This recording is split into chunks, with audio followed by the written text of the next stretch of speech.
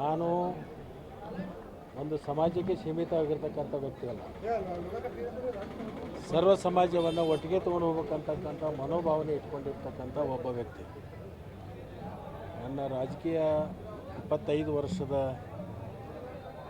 ಇದಕ್ಕೂ ಕೂಡ ಜಾತ್ಯತೀತವಾಗಿ ನಡ್ಕೊಂಡು ಬಂದಿರತಕ್ಕಂಥದ್ದು ಬಹುತೇಕ ನಿಮಗೆಲ್ಲರಿಗೂ ಅನೇಕ ಸ್ನೇಹಿತರಿಗೆ ಗೊತ್ತಿರ್ತಕ್ಕಂಥದ್ದು. ಮತ್ತು ಕಾಂಗ್ರೆಸ್ ಪಕ್ಷ ನನ್ನನ್ನು ಗುರುತಿಸಿ ಸಹಕಾರಿ ಇಲಾಖೆಯನ್ನು ಕೊಡೋದ್ರ ಮುಖಾಂತರ ರಾಜ್ಯದಲ್ಲಿ ಸಹಕಾರಿ ಇಲಾಖೆಯನ್ನು ಇನ್ನಷ್ಟು ಬಲಪಡಿಸಲಿಕ್ಕೆ ಒಂದು ಅವಕಾಶ ಸಿಕ್ಕಿದೆ. ಮುಂದಿನ ದಿನಮಾನದಲ್ಲಿ ಸಹಕಾರಿ ರಂಗವನ್ನು ಇನ್ನಷ್ಟು ಬಲಪಡಿಸೋದ್ರ ಜೊತೆಗೆ ಸಹಕಾರಿ ಕ್ಷೇತ್ರದಿಂದ ಸರ್ವರನ್ನು ಎಲ್ಲರನ್ನು ಒಟ್ಟಿಗೆ ಒಂದು ವ್ಯಾಪ್ತಿಗೆ ತರಬೇಕಂತಕ್ಕಂಥ ಒಂದು ಹಂಬಲವನ್ನು ಇಟ್ಕೊಂಡು ಕಾರ್ಯವನ್ನು ಮಾಡ್ತೀನಿ ಅಂತಕ್ಕಂಥ ಒಂದು ಮಾತನ್ನು ಹೇಳಲಿಕ್ಕೆ ಬಯಸ್ತೀನಿ. ಕೇಂದ್ರ ಸರ್ಕಾರದಿಂದ ಒಂದೇ ಸಾರಿ ಸಹಕಾರಿ ಇಲಾಖೆ ಅಂತ ಬಂದು ಅದಕ್ಕೆ ಅಮಿತ್ ಶಾ ಅವರು ಕೇಂದ್ರ ಸಚಿವರು ಆದರೂ ಅದರಿಂದ ರಾಜ್ಯ ಸರ್ಕಾರಗಳು ಎಷ್ಟುವರೆಗೆ ಲಾಭ ಆಯಿತು, ನಿಮ್ಮ ಡಿಪಾರ್ಟ್ಮೆಂಟ್ಗೆ ಯಾವ ರೀತಿ ಲಾಭ ಆಗ್ತಿದೆ ಅನ್ನೋದು? ಕೇಂದ್ರ ಸರ್ಕಾರದಿಂದ ಅಂಥ ವಿಶೇಷವಾಗಿರ್ತಕ್ಕಂಥ ಯಾವ ಯೋಜನೆಯೂ ಕೂಡ ನಮಗೆ ಇನ್ನೂ ತನಕ ಬಂದಿರತಕ್ಕಂಥ ಉದಾಹರಣೆಗಳಿಲ್ಲ.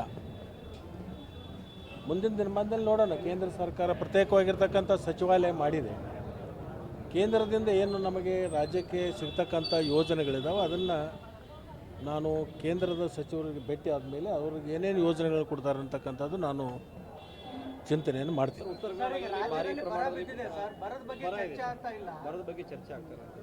ವಿರೋಧ ಪಕ್ಷದವರು ಬಹುಶಃ ಈ ಅಧಿವೇಶನ ಪೂರ್ವದಲ್ಲಿ ಅನೇಕ ತಂಡಗಳನ್ನು ಮಾಡಿದರು.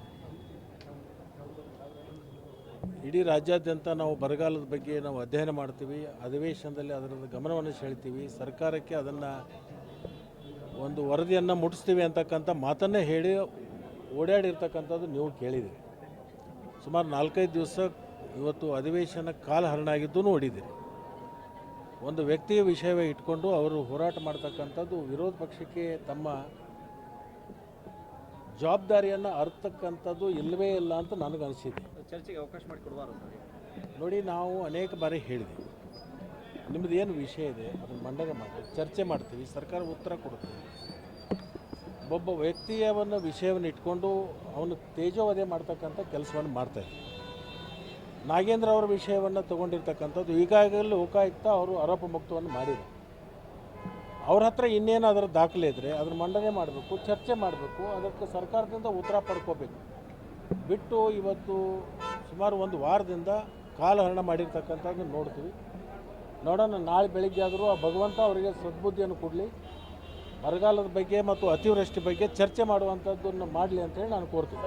ಜನಾರ್ದನ್ ರೆಡ್ಡಿ, ರೇಣುಕಾಚಾರ್ಯ ಮತ್ತು ನಾಗೇಂದ್ರ 3 ಜನರ ಪ್ರಾಸಿಕ್ಯೂಷನ್ಗೆ ಅನುಮತಿ ಕೊಡಬೇಕಾಗಿದೆ. ಆದರೆ ಕೇವಲ ಇವರು ಜನಾರ್ದನ್ ರೆಡ್ಡಿ ಮತ್ತು ರೇಣುಕಾಚಾರ್ಯ ಮಾತ್ರ ಕೊಡ್ತಾರೆ, ಇವ್ರನ್ನ ನಾಗೇಂದ್ರ ಕೈ ಬಿಡ್ತಾರೆ ಸರ್ಕಾರ ಅನ್ನುವಂಥದ್ದು ಆರೋಪ ಮಾಡ್ಯಾರ ಆರೋಪ. ಅವರು ಆರೋಪ ಮಾಡೋರು, ಅವ್ರಿಗೆ ಬೇರೆ ಸಬ್ಜೆಕ್ಟ್ ಇಲ್ಲ, ಅವ್ರು ಮಾತಾಡ್ತಕ್ಕಂಥ ಅಧಿಕಾರಿಕನೂ ಇಲ್ಲ. ಆರೋಪಕ್ಕೆ ಅದಕ್ಕೆ ಅರ್ಥ ಇರೋದು. ಒಂದು ಸರಿ ಆರೋಪ ಮಾಡಿದ ಮೇಲೆ ಆರೋಪ ಸಿದ್ಧ ಆದಮೇಲೆ ಅದಕ್ಕೆ ಏನಾದರೂ ಅರ್ಥ ಇರುತ್ತೆ. ಆರೋಪಕ್ಕೆ ಇನ್ನೂ ಯಾವುದೇ ಒಂದು ಸಿದ್ಧ ಆಗೇದೇ ಇಲ್ಲ ಮತ್ತು ಲೋಕಾಯುಕ್ತ ಈಗಾಗಲೇ ರಿಪೋರ್ಟ್ ಕೊಟ್ಟಿದೆ. ಅವರು ಅದರಲ್ಲಿ ಯಾವುದೇ ಇಲ್ಲ ಅಂತಕ್ಕಂಥ ಅರ್ಥ ಮಾಡ್ಕೋಬೇಕು. 21ನೇ ತಾರೀಕು ಸಚಿವ ಸಂಪುಟ ಸಭೆಯಲ್ಲಿ 5% ಪಾರ್ಕ್ ಜಾಗನ ಸರ್ಕಾರ ಸುರಂಗ ಮಾರ್ಗ ಇನ್ನಿತರ ಕಾರ್ಯಕ್ಕೆ ಬಳಸ್ಕೋಬೇಕು ಅಂತೇಳಿ ಒಂದು ಅನುಮೋದನೆ ಸಿಕ್ಕಿದೆ. ಇದು ಇನ್ನೂ ಚರ್ಚೆಯಲ್ಲಿದೆ. ಅದನ್ನು ಮುಖ್ಯಮಂತ್ರಿಗಳು ಭಾಳ ಅದನ್ನು ಮುತುವರ್ಜಿ ವಹಿಸ್ತಾ ಇದ್ದಾರೆ. ಬೆಂಗಳೂರು ದನದಟ್ಟಣೆಯನ್ನು ತಪ್ಪಿಸಲಿಕ್ಕೆ, ಅದನ್ನು ತಡಿಲಿಕ್ಕೆ ಅನೇಕ ಯೋಜನೆಗಳನ್ನು ರೂಪಿಸಿದ್ದಾರೆ. ಮುಂದಿನ ದಿನಮಾನದಲ್ಲಿ ಅದು ಕಾರ್ಯರೂಪಕ್ಕೆ ಬರ್ತದೆ.